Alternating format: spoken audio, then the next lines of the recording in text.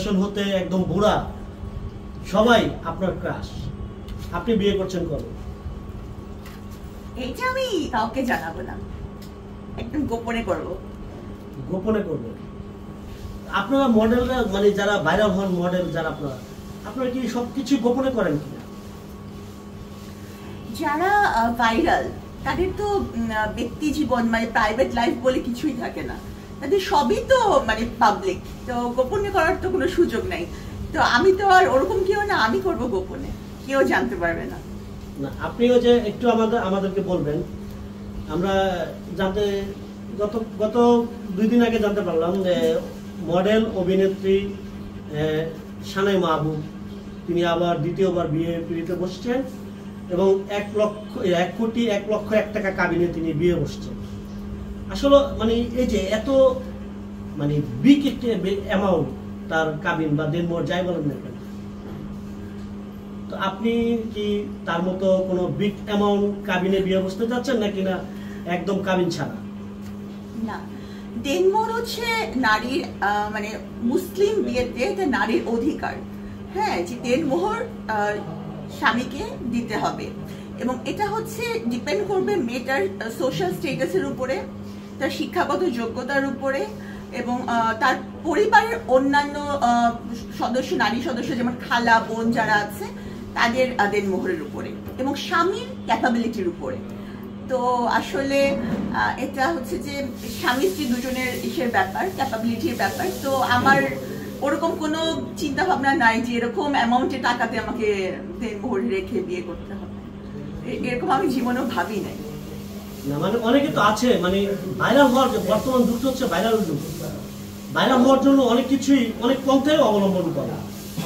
অনেকে কাবিন ছাড়া বিয়ে করে, অনেকে দেনমোহরের জায়গায় 2টা বই দেয় বা বিভিন্ন পন্থা অবলম্বন করে। আপনি কোন পন্থায় মানে দ্বিতীয়বার?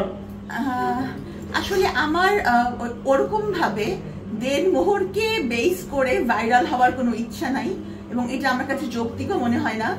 আমি আমার মানে আমি যাকে বিয়ে করতে যাচ্ছি তার ক্যাপাবিলিটি অনুযায়ী আমি দেনমোহর ঠিক করে বিয়ে করব। তো সেখানে সেটা খুব স্বাভাবিক হবে, সেটা বইও হবে না, আবার 1 টাকাও হবে না, আবার সেটা একটু বিশাল অ্যামাউন্টের কিছু একটা হবে না, সেটা হচ্ছে আমাদের দুজনের এক ইস্যু অনুযায়ী হবে।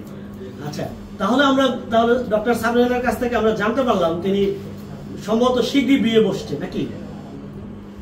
বিয়ে বসছি না, বিয়ে করছি। বিয়ে করছেন? আচ্ছা, মেয়েরা কি বিয়ে করে না বিয়ে বসে? আসলে এটা তো একটা আবহমান কাল ধরে এই শব্দটা মেয়েদের সাথে প্রযোজ্য যে মেয়েরা বিয়ে বসে। আসলে বিয়েতে তো দুজনই, জামাই বউ দুজনই বসে, দুজনেই বসে থাকে। তো আমার মনে হয় যে দুজনই বসে। না, সর্বপ্রথম তো আমরা জানি এজেন্ট, মেয়েদের এজেন্টটাই আগে নেওয়া হয়, তারপরে ছেলের কাছে যাওয়া হয়, তাই না? তাহলে সেক্ষেত্রে অনেকে বলে থাকে আগে মেয়েরা বিয়ে বসে। জানি না আসলে এই ব্যাপারটা, বসা ওঠা এটার ব্যাপারটা সম্পর্কে বলতে পারবো না, তবে দুজনই বসে বসে বিয়ে করে, বসে বসে সই করে, এটাই দেখেছি। এটাই দেখেছে। আচ্ছা, আপনার বিয়ের দেনমোহর কি হতে পারে, বা টাকা বা অন্য কিছু, কত টাকা দেনমোহর হতে পারে? এটা তো আসলে মানে যারা থাকবেন, আমার প্যারেন্টস থাকবেন বা আমার উকিল বাবা থাকবেন, আমার হাজবেন্ড, ওনারা মিলে ঠিক করবেন। এটা তো এখন এটা আমাকে জিজ্ঞেস করার কি মানে?